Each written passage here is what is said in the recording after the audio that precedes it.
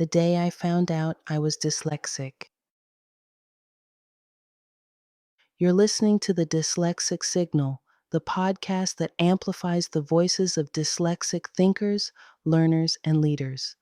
I'm your host, Lauren, and today's episode is deeply personal. It's about the moment everything finally clicked. It's about understanding something I lived with for years without knowing it had a name. Dyslexia is neurological. Dyslexia is neurological. It means the brain processes written and spoken information differently. Sometimes the information gets jumbled, forgotten, or parts go missing. For someone with dyslexia, reading a paragraph can feel like trying to track a moving target. Letters shift, meanings get lost, and comprehension becomes a battle. Like many, I grew up thinking something was wrong with me. I didn't recognize the signs of dyslexia. I figured I had to try harder, be quieter, and hide my struggles. Silent struggles. I struggled silently. I masked my challenges. I worked twice as hard just to be seen as enough. When I read aloud, I'd lose my place. I misread simple words. I rarely understood what I just finished reading, but I learned how to survive in the classroom by blending in, avoiding the spotlight, and staying invisible. I didn't have the words for what was happening. No one asked why reading was hard, and I didn't know how to explain it. This pattern of self doubt and concealment often leads to emotional trauma that can persist well into adulthood. My daughter's diagnosis.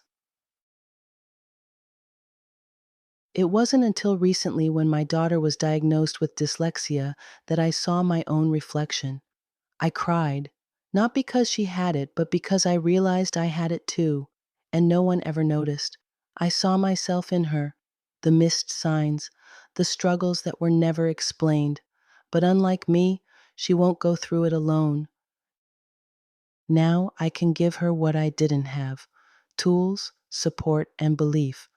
We read together, slowly, patiently, and proudly. We are both learning to embrace our way of reading the world. From silence to signal. Understanding that dyslexia is part of who I am has changed how I see myself and how I parent. It has given me compassion for the girl I once was and the courage to speak openly for others like me.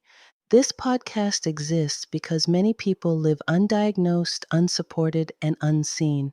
And the moment you put a name to it, the moment you understand it's not about failure or laziness, is the moment you can begin to grow. In conclusion, if this story feels familiar, please know that you are not alone. Share this episode with someone who might need it. If you have a story like mine, send it to hello@thedyslexic.com. You might help someone else begin their journey. Until next time, keep learning, growing, and turning your signal up.